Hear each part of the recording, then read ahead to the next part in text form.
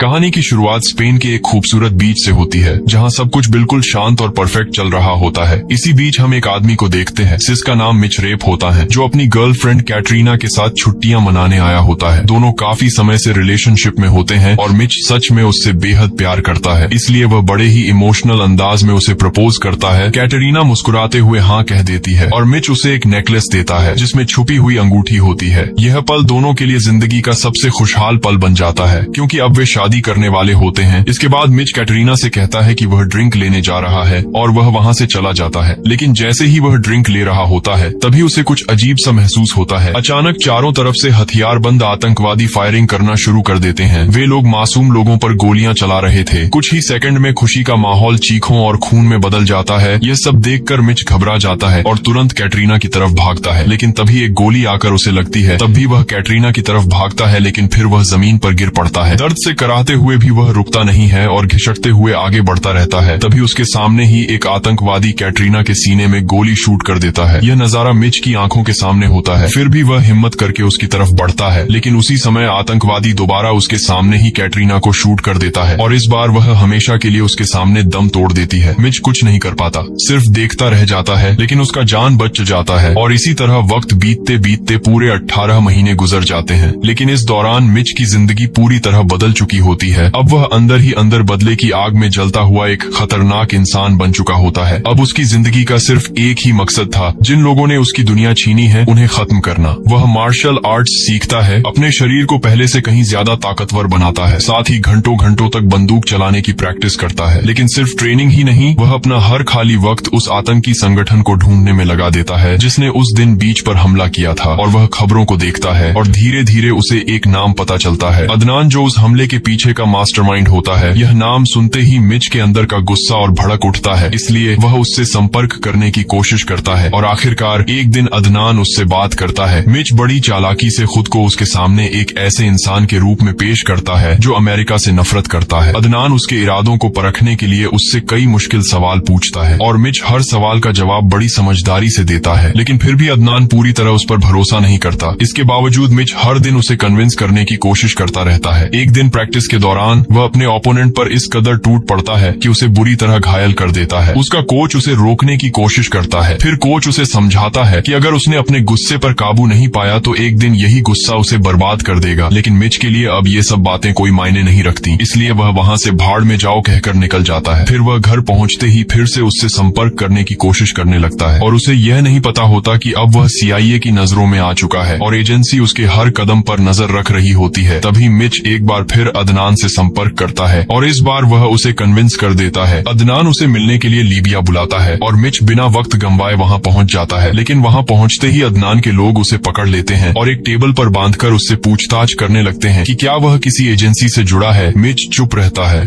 और मौका देखकर खुद को छुड़ाने की कोशिश करता है। तभी अचानक CIA वहाँ हमला कर देती है और कुछ ही पलों में अदनान के सभी लोग मारे जाते हैं और आखिर में अदनान भी खत्म हो जाता है। यह देखकर मिच गुस्से में पागल हो जाता है, क्योंकि वह उसे अपने हाथों से मारना चाहता था। वह पास पड़ा चाकू उठाकर बार बार अदनान पर वार करता है, लेकिन तभी CIA के एजेंट उसे पकड़ लेते हैं और उसे अमेरिका ले आते हैं, जहाँ इंटेरोगेशन में उससे पूछा जाता है कि वह इतना बड़ा रिस्क लेकर वहाँ गया ही क्यों था। तब मिच बिना डरे उस ऑफिसर को जवाब देता है कि वह इस पल के लिए सालों से खुद को तैयार कर रहा था। उसे अपनी गर्लफ्रेंड की मौत का बदला लेना था और जिन लोगों ने स्पेन में कैटरीना को मारा था वो वही लोग थे। यह सुनकर ऑफिसर गुस्से में कहता है कि उसने बहुत बड़ा रिस्क लिया है और इसके लिए उसे सजा भी मिल सकती है। फिर मिच पलटकर कहता है कि सजा देने से पहले उन्हें उसका शुक्रिया अदा करना चाहिए, क्योंकि इतने समय में CIA अदनान तक नहीं पहुंच पाई थी और शायद आगे भी नहीं पहुंच पाती। लेकिन उसकी वजह से ही उन्हें अदनान का लोकेशन मिला। उन्होंने उसे ट्रेस किया और वहीं से पूरी जानकारी मिली। यह बात सुनकर ऑफिसर कुछ देर के लिए चुप हो जाता है, क्योंकि मिच की बातों में सच्चाई होती है। इसके बाद फैसला लिया जाता है कि मिच को 30 दिनों के आइसोलेशन में रखा जाएगा। फिर एक दिन अचानक मिच से मिलने CIA की डिप्टी डायरेक्टर RN आती है। वह उससे कहती है कि उसने उस पूरे मिशन के दौरान उसे देखा था और जिस तरह से वह अदनान तक पहुंचा वह काबिले तारीफ है। वह नहीं चाहती कि यह टैलेंट जेल में बर्बाद हो जाए, इसलिए वह उसे एक ऑफर देती है। वह चाहती है कि मिच CIA के साथ काम करे और उनके सीक्रेट ब्लैक ऑपरेशन को ज्वाइन करे, जिसका कोड नेम ओरियन है। वह कहती है कि अगर तुम CIA के साथ जुड़ते हो तो वह सिर्फ अपना बदला ही नहीं बल्कि ऐसे खतरनाक आतंकवादियों को खत्म कर पाएगा जो पूरी दुनिया में तबाही मचा रहे हैं। वही लोग जो मासूमों की जान लेते हैं, जैसे उन्होंने उसकी गर्लफ्रेंड को मारा था। यह सब सुनने के बाद मिच मिच के अंदर का गुस्सा और भड़क जाता है और वह CIA ज्वाइन करने के लिए तैयार हो जाता है। इसके बाद आरएन उसे एक सीक्रेट ट्रेनिंग लोकेशन पर ले जाती है जो घने जंगलों के बीच छिपी होती है। वहीं उसकी मुलाकात होती है स्टन हर्ली से, जो ब्लैक ऑपरेशन का हेड होता है और नए रिक्रूट्स को खतरनाक मिशनों के लिए तैयार करता है। लेकिन मिच को देखते ही हर्ले साफ कह देता है कि उसे उसके पुराने कारनामों से कोई फर्क नहीं पड़ता। अगर उसे खुद को साबित करना है तो यहाँ मैदान में करके दिखाना होगा। इसके बाद असली ट्रेनिंग शुरू होती है। जैसे ही मिच हर्ली पर हमला करने की कोशिश करता है, हर्ले उसे सेकंडों में जमीन पर गिरा देता है और बता देता है कि अभी वह कुछ भी नहीं है। इसके बाद वह विक्टर नाम के एक मजबूत ट्रेनी को सामने बुलाता है और मिच के साथ उसकी फाइट कराता है। दोनों के बीच जबरदस्त लड़ाई शुरू होती है। मिच अपनी पूरी ताकत लगाता है लेकिन विक्टर भी बराबरी का टक्कर देता है। दोनों एक दूसरे पर लगातार वार करते रहते हैं और इसी बीच हर्ले उन्हें हर मूव के साथ सिखाता रहता है कि असली लड़ाई में कैसे सोचना और कैसे वार करना होता है। इसी तरह दोनों की लड़ाई खत्म होती है और ट्रेनिंग सेशन भी यहीं खत्म हो जाता है। फिर अगला सेशन होता है शूटिंग का, जहां सभी रिक्रूट्स को एक वर्चुअल सिमुलेशन में डाला जाता है। इस प्रोग्राम में उन्हें एक भीड़ के बीच खड़ा किया जाता है और उनका टारगेट होता है कि सिर्फ उसी आदमी को मारना है जिसे सिस्टम द्वारा चिन्हित किया गया है, यानी बाकी मासूम लोगों को बिना नुकसान पहुंचाए सही निशाना लगाना। स्टेन बार बार नए टारगेट सामने लाता है ताकि उनकी डिसीजन मेकिंग और कंट्रोल टेस्ट हो सके। लेकिन जैसे ही मिच स्क्रीन पर अदनान का चेहरा देखता है, उसका दिमाग पूरी तरह से बेकाबू हो जाता है। वह अपने मिशन को भूलकर अंधाधुंध गोलियां चलाने लगता है। हर्ले तुरंत उसे रोकता है और गुस्से में कहता है कि इस ट्रेनिंग का असली मकसद अपने इमोशंस पर काबू पाना है, इसलिए सजा के तौर पर सभी को इलेक्ट्रिक शेक्स दिए जाते हैं ताकि वे अपनी गलती समझें। लेकिन मिच पर इसका भी कोई असर नहीं होता। वह दर्द सहते हुए भी लगातार अदनान की इमेज पर गोलियां चलाता रहता है। यह देखकर बाकी सभी रिक्रूट्स हैरान रह जाते हैं। इसके बाद कहानी का फोकस बदलता है और हम लंदन पहुंचते हैं, जहां ईरानियन एम्बेसी के बाहर CIA और अन्य एजेंसियों के लोग मौजूद होते हैं। यहाँ एक बेहद गंभीर खबर सामने आती है कि रशिया से भारी मात्रा में प्लूटोनियम चोरी हो चुका है, जो एक खतरनाक न्यूक्लियर हथियार बनाने के लिए काफी है। वह कहते हैं कि अगर यह गलत हाथों में चला गया तो पूरी दुनिया में तबाही तय है। सभी एजेंसियां तुरंत एक्टिव हो जाती हैं और शक की सुई ईरान की तरफ जाती है। लेकिन ईरानियन गवर्नमेंट इन आरोपों को सिरे से खारिज कर देती है और इसी बीच कहानी हमें पोलैंड ले जाती है, जहां एक संदिग्ध वन सड़क पर खड़ी होती है। उसके अंदर असल में प्लूटोनियम की डील चल रही होती है, एक ऐसा पदार्थ जिससे पूरी दुनिया तबाह हो सकती है। और इसे खरीदने आता है एक रहस्यमयी आदमी जिसका नाम है घोस्ट होता है। उसकी पहचान किसी को ठीक से नहीं पता। तभी अचानक कुछ पुलिस वालों को इस वैन पर शक हो जाता है और वो अंदर घुसकर पूछताछ शुरू कर देते हैं। शुरुआत में घोस्ट शांत रहता है, लेकिन जैसे ही उसे लगता है कि मामला बिगड़ सकता है, वह बिना एक सेकंड गंवाए अपनी बंदूक निकाल लेता है और सबसे पहले पुलिस वालों को गोली मार देता है। इसके बाद वह उन लोगों को भी नहीं छोड़ता जो उसे प्लूटोनियम बेचने आए थे। सबको मारने के बाद वह तेजी से प्लूटोनियम लेकर वहां से फरार हो जाता है। लेकिन उसकी ये पूरी हरकत पास लगे CCTV कैमरे में कैद हो जाती है। इसके बाद कहानी हमें वर्जीनिया ले जाती है, जहां स्टेन इस खबर को देख रहा होता है। जैसे ही वह न्यूज में घोस्ट की झलक देखता है, उसका चेहरा गंभीर हो जाता है क्योंकि वह घोस्ट को पहचान चुका होता है। तब हमें पता चलता है कि घोस्ट पहले नेवी सील का हिस्सा था और सभी को यही लगता था कि वह मर चुका है। लेकिन अब सच्चाई सामने आ चुकी होती है कि वह जिंदा है। यह जानकर स्टेन समझ जाता है कि यह मामला बेहद गंभीर है, क्योंकि वह घोस्ट की ताकत और दिमाग दोनों को जानता है। इसलिए वह तुरंत CIA की डिप्टी डायरेक्टर आरएन से मिलता है और उसे सारी जानकारी देता है। आरएन बिना समय गंवाए उसे आदेश देती है कि वह तुरंत अपनी टीम तैयार करे और किसी भी कीमत पर उस प्लूटोनियम को वापस लाए। इसके बाद स्टेन अपनी टीम बनाता है जिसमें विक्टर और मिच शामिल होते हैं और जैसे ही वे मिशन के लिए निकलने वाले होते हैं, तभी उनकी टीम में एक और एजेंट शामिल होती है जिसका नाम अनिका होता है। ये सभी तुरंत निकल पड़ते हैं और कुछ ही समय में तुर्की पहुंच जाते हैं, जहां उन्हें एक बड़ी जानकारी मिलती है कि घोस्ट उस चोरी हुए प्लूटोनियम को एक खतरनाक आदमी शरीफ को बेचने वाला है। अब मिच और अनिका चुपचाप शरीफ पर नजर रखने लगते हैं और बड़ी ही चालाकी से उसका फोन भी चुरा लेते हैं, जिससे उन्हें डील की पूरी जानकारी मिल जाती है। उन्हें एक कैफे के बारे में पता चलता है जहां घोस्ट और शरीफ मिलने वाले होते हैं। इसीलिए विक्टर और मिच पहले ही वहां पहुंचकर निगरानी शुरू कर देते हैं। लेकिन तभी घोस्ट की नजर विक्टर पर पड़ जाती है और वह तुरंत पहचान जाता है कि वह CIA का आदमी है। बिना समय गंवाए घोस्ट उसके पास आता है और पलक झपकते ही उसे चाकू से वार कर देता है। इससे पहले कि कोई कुछ समझ पाता, विक्टर जमीन पर गिर चुका होता है और कुछ ही पलों में उसकी मौत हो जाती है। यह सब देखकर मिच का गुस्सा फट पड़ता है, लेकिन जैसे ही स्टेन को इस बारे में पता चलता है, वह तुरंत आदेश देता है कि मिशन को यहीं खत्म किया जाए और सभी लोग वापस लौट आएं। लेकिन मिच अब किसी की नहीं सुनता। वह सीधे शरीफ के पीछे भागता है। हालांकि शरीफ वहां से निकल भागता है, तभी मिच उसके असिस्टेंट कामिल को पकड़ लेता है और उसे धमकाते हुए कहता है कि उसे तुरंत शरीफ के पास लेकर चले। मजबूर होकर कामिल उसे शरीफ के अपार्टमेंट तक ले जाता है। वहाँ पहुँचते ही मिच बिना रुके एक एक करके सभी गार्ड्स को खत्म करने लगता है और आखिरकार वह शरीफ तक पहुँच जाता है और बिना कोई रहम दिखाए उसे भी मार देता है। शरीफ को मारने के बाद मिच उसका लैपटॉप उठाकर वापस टीम के पास लौटता है, लेकिन जैसे ही वह पहुँचता है स्टेन उस पर भड़क उठता है और गुस्से में कहता है कि यह कोई तरीका नहीं है CIA के काम करने का। उसने पूरे मिशन को खतरे में डाल दिया और अपने साथियों की जान तक जोखिम में डाल दी। स्टेन साफ कहता है कि अब यह मायने नहीं रखता कि उसने शरीफ को मार दिया या प्लूटोनियम की जानकारी हासिल कर ली। असली बात यह है कि उसने ऑर्डर्स फॉलो नहीं किए, इसलिए वह फैसला करता है कि मिशन यहीं खत्म किया जाएगा। लेकिन तभी आर्यन वहाँ पहुँचती है। वह बताती है कि घोस्ट ने अपना प्लान बदल दिया है। पहले वह प्लूटोनियम को बेचने वाला था, लेकिन अब वह खुद न्यूक्लियर हथियार बनाना चाहता है जिससे वह भारी तबाही मचा सके। यह सुनकर सभी हैरान रह जाते हैं। आर्यन आगे बताती है कि घोस्ट अकेले यह काम नहीं कर सकता, उसे एक एक्सपर्ट फिजिसिस्ट की जरूरत पड़ेगी जो प्लूटोनियम को असेंबल कर सके, और सारी जानकारी के मुताबिक वह रोम जाने वाला है। यह सुनते ही स्टेन तुरंत अपनी टीम को तैयार करता है और सब रोम के लिए निकल पड़ते हैं। वहीं रोम पहुंचने के बाद एक और बड़ा खुलासा होता है जब अनिका मिच को बताती है कि वह असल में ईरान की फॉरेन एजेंट है और उसका मकसद इस न्यूक्लियर हथियार से जुड़ी जानकारी हासिल करना है। यह सुनकर मिच कुछ पल के लिए हैरान रह जाता है और उसे बहुत मारता है और उसे पुलिस के हवाले कर देता है। और तभी दूसरी तरफ घोस्ट सीधे मिनिस्टर बहराउज से मिलता है। बहराउज का मकसद साफ है, अमेरिका में ऐसी तबाही मचाना जिससे पूरी दुनिया हिल जाए, और घोस्ट उसी के इशारों पर काम कर रहा होता है। दूसरी तरफ स्टेन अपने पुराने संपर्क आसानी से मिलता है। आसानी उसे बताता है कि यह पूरा मास्टर प्लान बहराउज का ही है, लेकिन जैसे ही वह आगे कुछ और बताने वाला होता है तभी अचानक घोस्ट वहाँ आ धमकता है और बिना किसी चेतावनी के आसानी को गोली मार देता है। घोस्ट एक और गोली चलाता है जो सीधे उसके पैर में लगती है। घायल स्टेन को वह जबरदस्ती उठाकर अपने वेयर हाउस में ले जाता है जहाँ उसे बेरहमी से टॉर्चर किया जाने लगता है। दर्द से जूझते हुए भी स्टेन उससे पूछता है कि आखिर वह यह सब क्यों कर रहा है। तब घोस्ट कहता है कि उसने पूरी जिंदगी अमेरिका की सेवा में बिताई, वह उनकी मिलिट्री का हिस्सा था और अपने देश के लिए कुछ भी करने को तैयार था, लेकिन जब उसे जरूरत थी तब अमेरिका ने उसे अकेला उसे मरने के लिए छोड़ दिया गया और किसी ने उसकी परवाह तक नहीं की। यही वजह है कि अब वह बदला लेना चाहता है। और इसी रास्ते पर चलते चलते मुझे यह भी समझ आ गया कि इस तबाही से मैं बेहिसाब पैसा भी कमा सकता हूँ। यह सुनकर स्टेन का गुस्सा फूट पड़ता है और वह उसे ताना मारते हुए कहता है कि वह एक कायर और लालची इंसान बन चुका है जो पैसों और बदले के लिए मासूम लोगों की जान लेने को तैयार है। इसके बाद हम मिच को देखते हैं जो सीधे आर्यन के पास पहुँचता है और वहाँ उसे पता चलता है कि घोस्ट ने स्टेन को बंधक बना लिया है, लेकिन आर्यन मिच को आदेश देती है कि वह तुरंत अमेरिका वापस लौट जाए। यह सुनकर मिच हैरान रह जाता है और कहता है कि अगर हम लोग पीछे हट गए तो स्टेन को कौन बचाएगा, लेकिन आर्यन ठंडे लहजे में कहती है कि यह काम अब स्पेशल फोर्सेस का है और वही इसे संभालेंगे। इसी बीच आर्यन कहती है कि अनिका की सच्चाई सामने आ चुकी है और उसे भी पकड़ लिया गया है। यह सुनते ही मिच आदेश मानने के बजाय खुद एक फैसला करता है। वह चुपचाप वहाँ से निकल जाता है और सबसे पहले अनिका को छुड़ाने पहुँचता है। एक खतरनाक ऑपरेशन के बाद वह उसे कैद से आजाद करा लेता है और साफ कहता है कि अब उनका अगला लक्ष्य स्टेन को बचाना है, क्योंकि घोस्ट के हाथों में वह ज्यादा देर सुरक्षित नहीं रहेगा। दूसरी तरफ आर्यन यह सब देख लेती है कि मिच ने उसके आदेश को नजरअंदाज कर दिया है और अब वह खुद मिशन पर निकल पड़ा है, इसलिए वह तुरंत स्पेशल फोर्सेस को अलर्ट कर देती है और आदेश देती है कि वे तब तक हमला न करें जब तक वह खुद इशारा न दे। उधर घोस्ट स्टेन से CIA के बाकी एजेंट्स के बारे में जानकारी निकालने की कोशिश करता है, लेकिन स्टेन दर्द सहते हुए भी एक शब्द नहीं बोलता। तभी वहाँ बहराउज आता है और घोस्ट को जल्दी सब कुछ खत्म करने के लिए कहता है, लेकिन घोस्ट अब किसी के कंट्रोल में नहीं होता। गुस्से में वह अपनी बंदूक उठाता है और वहीं बहराउज और उसके गार्ड्स को मार गिराता है। उसी समय दूसरी तरफ मिच और अनिका भी उस जगह तक पहुंच चुके होते हैं और अंदर घुसने के लिए अलग अलग रास्ते चुनते हैं। मिच चुपचाप एक एक करके घोस्ट के आदमियों को खत्म करता हुआ अंदर बढ़ता है। फिर मिच देखता है कि घोस्ट के लोग हर तरफ फैले हुए हैं और अकेले उनके बीच घुसना लगभग नामुमकिन है, लेकिन तभी सही वक्त पर आर्यन अपना फैसला बदलती है और स्पेशल फोर्सेस को अंदर भेज देती है, जो आते ही ताबड़तोड़ फायरिंग शुरू कर देते हैं और एक एक करके घोस्ट के आदमियों को ढेर करने लगते हैं। लेकिन इस अफरा तफरी के बीच घोस्ट अपना असली खेल शुरू कर देता है और तुरंत न्यूक्लियर बॉम्ब को एक्टिवेट कर देता है और टाइम तेजी से खत्म हो रहा होता है। तभी मिच अंदर पहुंचकर स्टेन हर्ली को ढूंढ लेता है और उसे आजाद करने लगता है, लेकिन स्टेन उसे रोकते हुए कहता है कि मुझे छोड़कर तुरंत घोस्ट के पीछे जाओ, क्योंकि अगर वह बच गया तो वह बॉम्ब को ब्लास्ट कर देगा और लाखों लोगों की जान खतरे में पड़ जाएगी। यह सुनते ही मिच बिना समय गंवाए घोस्ट के पीछे दौड़ पड़ता है। तभी अचानक घोस्ट अनिका को पकड़ लेता है और मिच को रुकने के लिए मजबूर करता है, लेकिन तभी अनिका हिम्मत दिखाती है और मिच से कहती है कि वह उसकी चिंता ना करे और घोस्ट को रोके, और इससे पहले कि घोस्ट उसे ढाल की तरह इस्तेमाल कर पाता, अनिका खुद को गोली मार लेती है। यह पल बेहद दर्दनाक होता है और मिच के अंदर गुस्से की आग और भड़क उठती है। घोस्ट इस मौके का फायदा उठाकर फिर से भाग निकलता है, लेकिन अब मिच उसका पीछा करते हुए जान जाता है कि घोस्ट अमेरिकन नेवी की तरफ जा रहा है ताकि वहां जाकर न्यूक्लियर हथियार का इस्तेमाल कर सके और पूरे बेड़े को तबाह करे।